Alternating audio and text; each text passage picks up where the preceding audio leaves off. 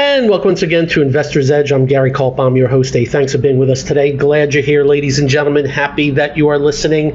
It's Friday. It's the 19th of September, 2025. Hope you're having a good day. As always, we have plenty to talk about when it comes to you and everything that affects you. We will talk markets. We will talk economy. We will talk your job. We will talk your industry. We'll talk them, the Morlocks in D.C., and much more. Hope you have a good weekend. I'm up in the Northeast, taking care of some affairs. If you do not get this radio show in your city, we'll post it at GaryK.com. We'll also post it on our X feed. And if you don't follow us on X, put my name in. It will take you to our X feed. We'll also post it on the podcast apps. You can also see it at the Biz TV YouTube channel. And let me state again, if we are not in your city, GaryK.com. Simple as that. And of course, if you'd like to email me, just be nice. So we're getting lots of questions on the market and the central bank and the markets, and the fact that interest rates have actually gone up on the long end. A few things.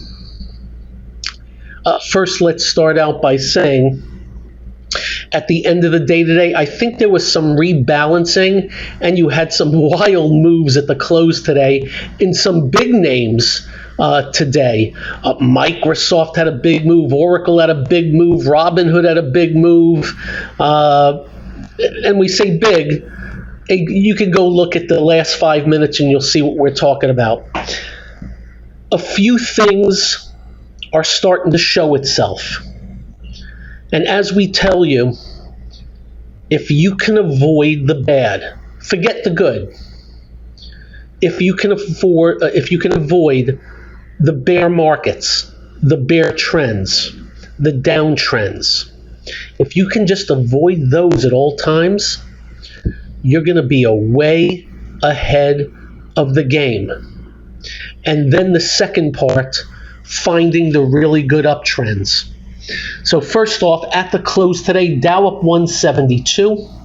And if I get my bearings correct, I can tell you what made the moves in the Dow today.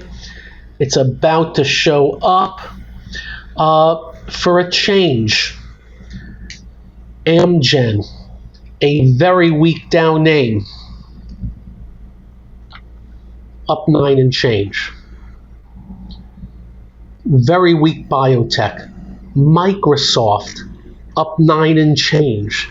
That was one of those movers we were telling you about at the end of the day. Just popped up like 5 points for a Microsoft in the last few minutes. And I think there was rebalancing at around 3. Yeah, it went from 512 to 518 in 1 minute. And I'm not making it up.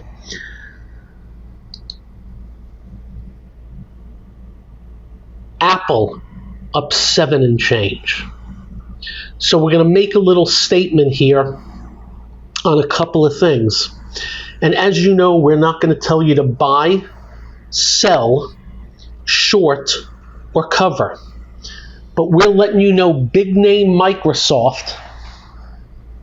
Oh, by the way, I believe it was Triple Witching that did it also. Microsoft, big name.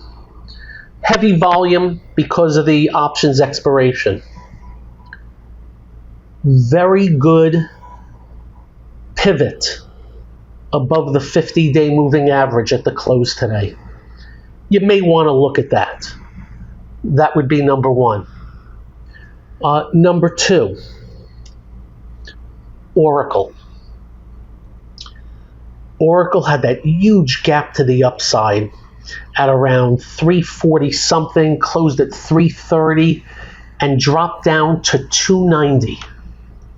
It just was too big of a gap to the upside. We're letting you know so far that 290 to 300 showing some real good support. And of course, at the end of today, got some juice off of the triple witching. Apple. You haven't heard me mention that. Apple up 760 today, heavy volume. It was heavy volume before the triple witching. We're letting you know it broke above the last few weeks' resistance. We think there's a good chance. Well, this isn't saying much. It closed at 245 and change. 250 was the high in February. The old high, 260. Pretty sure we're going to see 250, unless the market craps out, which really the market doesn't have that in mind, and maybe that 260. We just mentioned Apple and Microsoft, two of the top 5 big influencers out there. Oracle's on the NYSE, but also an important name in technology. Let's continue. Tesla, another top name. Got an upgrade today, which we couldn't give a crap about. Again, Tesla broke above 368 on Monday out of about 14, 15 week range. 426 at the close today. Now dealing with lots of resistance going back to January, even December. Probably going to rest a little bit in here, but looks pretty darn good for higher prices on their crappy numbers. Tesla, a top 7 name. Catching my drift a little bit here? I just mentioned Apple, Tesla, and Microsoft. 3 of the top 7. Apple's number 2. I believe Microsoft's number 3. Nvidia, not much I can say there. Range bound, hanging on the 50-day. Didn't too much today, but certainly ain't hurting anything. And that would be the number 1 influence right now. Not done. Meta was actually down 10 today at one time. Finished down $1.87. That also got juiced into the close. And if Meta can break above the 796 high of August, another leg up, especially if it breaks above the big $800 number. And as you know, we are big believers in big numbers. And there's Meta, another top 7 name. Amazon, don't have much to say on Amazon right now. Have to wait for earnings. Last earnings report, the stock gapped down, but has held up very, very well. And I can tell you, a move above, let's see if I can give you a decent number on Amazon, 239. And that gets going.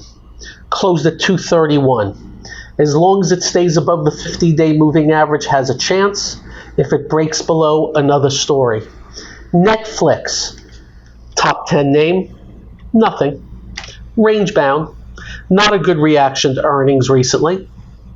Drifting, but just back a little bit above the 50-day moving average. A move above 1267 will have us talking. But just range bound right now. Have you noticed anything that I've not mentioned so far? Let's go to Google. New high today. I got to tell you, what stopped me from getting Google on the gap recently was because of a Justice Department thing that I didn't think was a big deal about not breaking up. was 230 that day. It's 254 today. That's 2.5 weeks up, almost 10%. We missed that. We just gave you out the top big influential names. And what didn't I say? That'll be up next on this, the one and only Investor's Edge.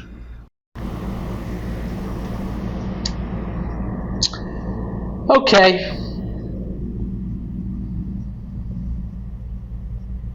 What didn't I say about these very important influential names? Not one name is in a bear market, downtrend, bearish phase. And of course, what does that mean? The QQQ, another new high today at the close.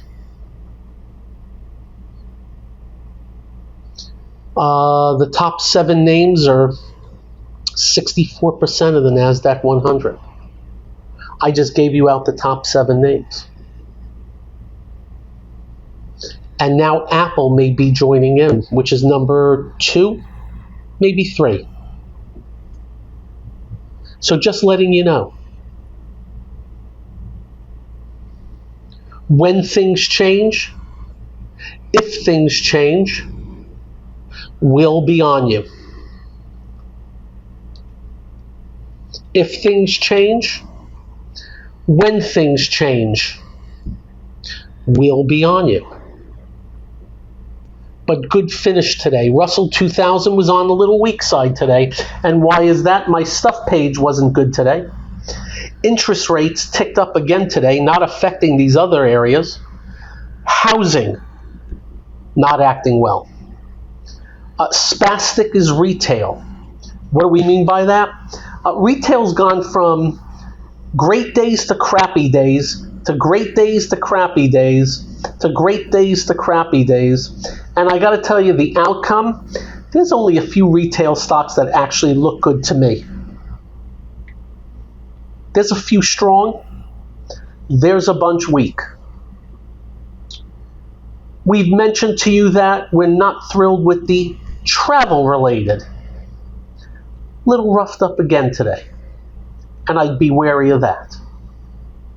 We have told you about the restaurants. Another bad day for the restaurants. Darden down another $8 today after gapping down yesterday. We want you as far away from the restaurant stocks as possible. Does that mean the economy? Probably. Here's a little story. Yesterday, flew out of Orlando International Airport. For lack of a better word, it was quiet. It got a little crowded in the little Delta wing, but that's only because one of the flights was 4 hours delayed. In the Delta lounge, maybe 30 to 40% of normal. Landing in LaGuardia, kind of quiet. We asked the people at the taxis. They said very quiet. Ain't that interesting?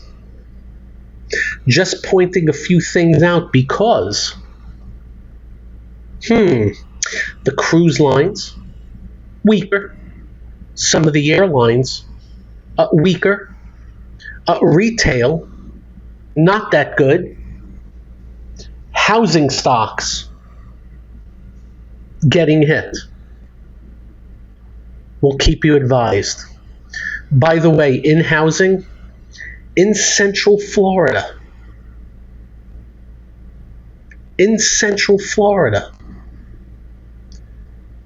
fantasy land prices are very much coming down as houses are staying on the market for much longer and sellers having no choice if they want to lose their house must lower prices. I was looking at a house that recently went up for sale for 1.79, not for me, but we just watch. Within 30 days, 1.59. And we think that is the shape of things to come in many areas, and it is an outcome, listen carefully, of just fantasy. We're seeing people put up houses for $1 million that were $450 in 21. They're going to have to get very lucky. Do I see a housing disaster? No.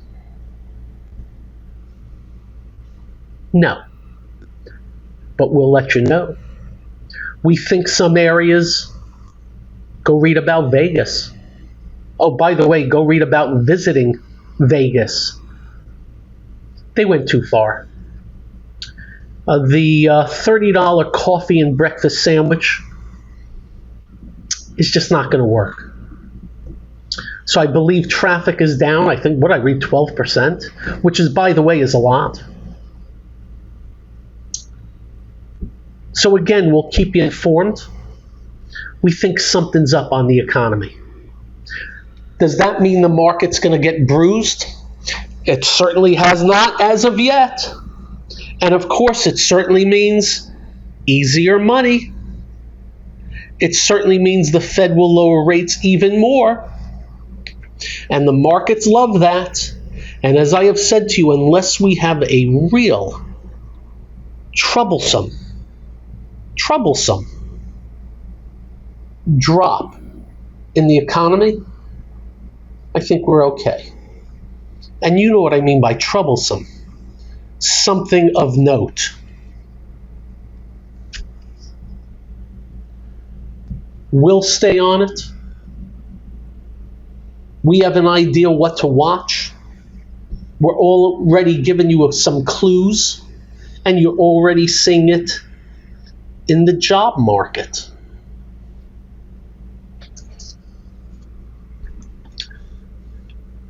We think some of the reasoning are the higher taxes, yes, tariffs, and just the business cycle. That's our take. If you have any input you'd like to email me on, your industry, your job, your city that you see that's standing out, email me at garyk.com, gkaltbaum at kaltbaum.net. We absolutely positively would like to know what's up. And by the way, we get a lot of good information from the peeps out there across the country. We get emails from across the world and hear from them on what's going on over there. I can tell you what's happening in London right now.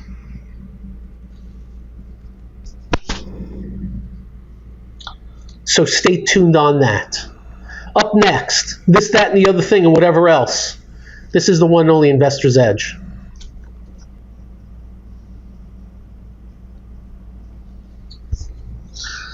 And welcome once again to Investor's Edge.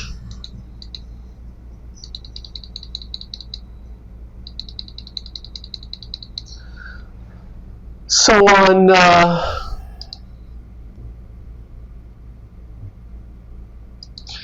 General Hospital, many months ago, Monica Quartermain, in real life, Leslie Charlson passed away. They finally are putting it into the storyline. I have to tell you, that I have been watching General Hospital since the late 70s.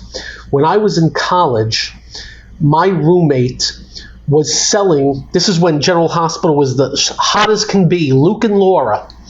We would sell sweatshirts and shirts, and it used to just say on there, I'd rather be watching General Hospital. And it was so hot, we would sell out within minutes. And I must tell you, this may sound crazy. Since I've been watching so long, I'm really feeling the death of these people I have never met that are just actors. Does that make any sense? I was very upset in the last 2 days watching. Well, died in real life. People I have watched. Think about that. Wow, 78, almost 40 some odd years. I know. Don't tell me you don't either. Stop. You can stop. It's just like the people that used to make fun of professional wrestling. Don't make fun of professional wrestling anymore. So stop. Anyway, that really affected me. Really affected me. I gotta tell you, the other part of it, almost every day, I'm hearing about a death of people I used to watch in sports. That the other day, a Dallas Cowboy passed away. A famous, I don't need to mention names, but the famous defensive player. And it's like, wow. All this time. And as I have to tell you, I feel like I've lost a decade. I feel like I'm missing a decade. If you recall, we used to do shows from my sons here on this show on their birthdays, and people used to call in, bands used to be calling, whoever would sing the best happy birthday would get prizes. And I mean, my kids were 10. Well, Aaron, who was born in 91, is be 34 this year. Eric's going to be 30.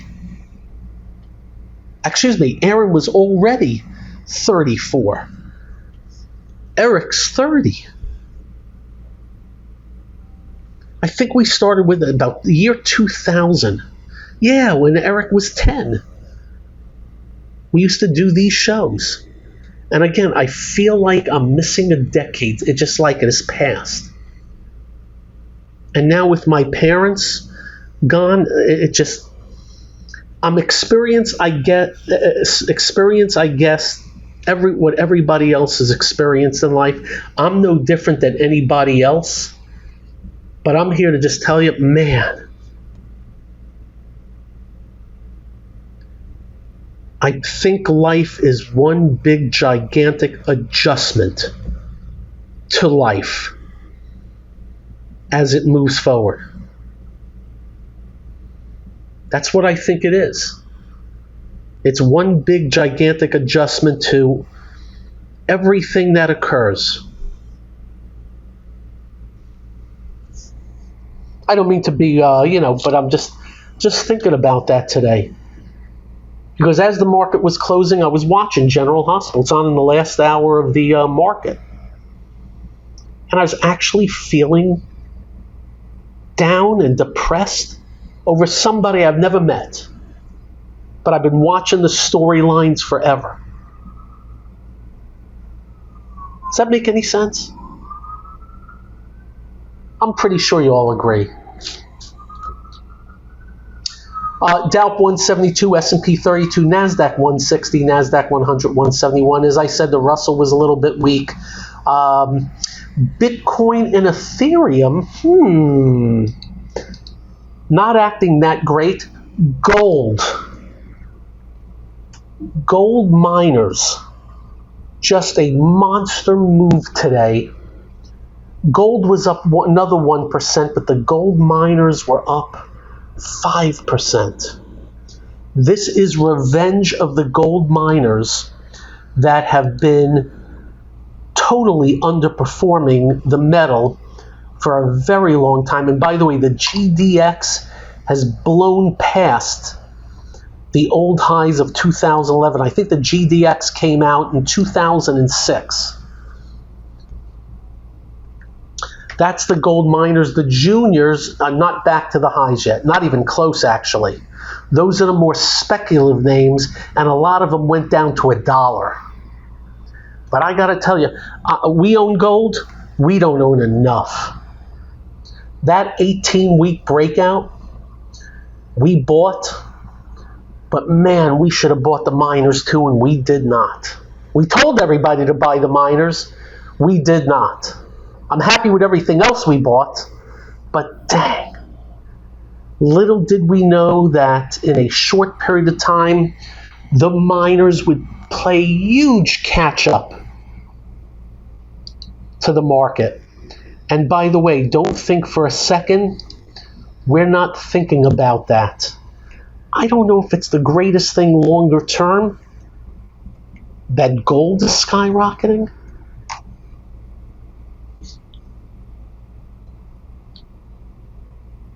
Not so sure that's good news. But right now, market acting good. Market acting fine. In news today, well, I got a few things. Number one, in the news, Social Security retirement age could jump as White House considers options. A potential increase to the retirement age is under consideration by the Trump administration. The move is being discussed in part to keep Social Security from reaching insolvency. Remember what we told you. The government screwed up. It's a terrible Ponzi scheme, and they never prepared for higher life expectancy because of great drug advancements and just way of life. Whether or not they do it or not, I don't know. It is partially due to the number of workers to retirees. Get this. In 1950, there were 16.5 workers per retiree. Now there's 2.8 as of 2013. Why does that matter? Because the Ponzi scheme ends if you don't have enough workers. Remember, they stole your money. The money that was taken out of your paycheck to go towards Social Security for yourself, it's gone. It's all IOUs. That's why they add it to our debt every year. You know how they say, well, most of it's entitlements, including Medicare, Medicaid, and Social Security, but we thought we put our own money into that. Welcome to the Ponzi scheme. They also talk about increased payroll taxes by 3.65 percentage points to close the funding gap. Just letting you know. I am sure the Marxist Party is going to yell and scream about this, but they are a big cause of it. Remember, Marxists don't care about you. They only care about their power. But we think this is going to be front and center as we move forward, ladies and gentlemen. Just letting you know. In the news, well, you know, the president's been suing everybody. The judge struck down his $15 billion lawsuit against the New York Times. All right. Up next, what else we got for you? This is the one and only Investor's Edge. And welcome once again to Investor's Edge.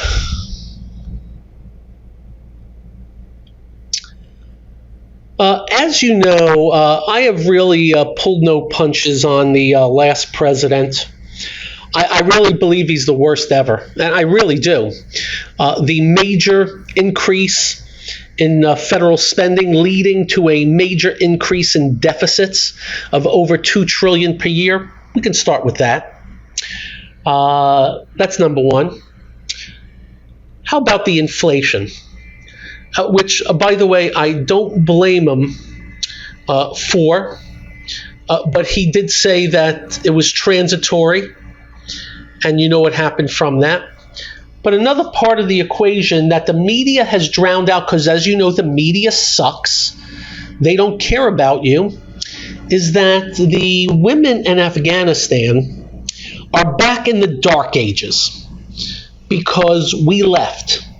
And I'm pretty sure we only had like a couple of thousand soldiers there. And we also gave up the Air Force Base, Bagram Air Base. It was a major launch point for us for counterterrorism. And it kept things quiet. Joe Biden was told by his military people, don't do it, and he still did it. People died because of it. The Taliban took over. As we said, the women are back in the dark ages, and the media does not dare report that because, again, they suck. Well, we're letting you know that our country, this administration, are now reaching out. The Taliban have not agreed to the proposal, but we want that air base back again. And we want to go back to where we were. And I gather we're going to have to make some sort of concessions that we wouldn't have had to make if we were still there. Oh, and by the way, we left a ton of artillery and munitions in the billions. Joe Biden, the worst frickin' president ever. Oh yeah, 10 million people across the border. Oh, that's right. While he lied to us about it, and of course, the media, who again sucks, covered up for it. So just letting you know that's going on. I'd be happy to see that. You know how supposedly the left are all about the women and this and that? Well, obviously not about the Afghani women. I would love, and just so you know, I care about the world, not just this country. So we'll let you know. We'll see how that plays out. Just another instant on, God, Joe Biden sucks. Not to mention his whole family is a bunch of corrupt you-know-whats. Oh, I know I'm going to get the emails on the Trumps. I know. We've already discussed that. We'll discuss it again going forward. Hey, in the news, and this is not by accident, headline, AOC. No, really, that AOC is looking at running for president in 2028. No, I'm not kidding. This buffoon, I got news for you. I may run for president if she runs for president. She could not last 5 minutes in a debate with me. By the way, I'm not so sure I'm kidding about that. Anyway, this Jew-hating, Israel-hating, control-freak Marxist has now put it out there that she is looking at possibly positioning herself to be President of the United States in 2028. What the hell happened to this country? Of course, she would be running against the bozo running California. I think probably Buttigieg will run. I believe the governor of Pennsylvania will run also. There'll be a slew. Hopefully I'm around to cover it. And again, I may have to run. That's all we need, is a Marxist control freak running this country. Oh, wait a minute. Don't we have a control freak running the country right now? Answer, yeah. Tariffs. more tariffs, negotiations with businesses, running business from the White House, giving out gifts, taking away gifts, and all that crap. Anyway, that was in the news of today, and that was by no accident. The next thing to happen is I do believe the Supreme Court is going to take up the tariff thing in the next month. Boy, I hope they stop it. I know what the president's saying. It'll destroy the economy. No, it won't. Higher taxes is bad for the economy. They'd be doing them a favor. But I believe it's 6-3 there, and they tend to vote for the right. Again, we'll keep you informed. Lastly, Kamala Harris has a book coming out. She blasts everyone from Biden on down. And for such a tolerant party, Kamala Harris says she did not pick Buttigieg as vice president because he's gay. So Kamala Harris is a homophobe. Isn't that precious? You all have a great weekend. Drive carefully. When you get home, do like we do, quite simple. Make sure you hug your family. Make sure you hug your children. They will feel better. You will feel better. I promise. Stay well, be well. Always appreciate you listening. Don't forget, if not in your city, GaryK.com. Bye-bye all.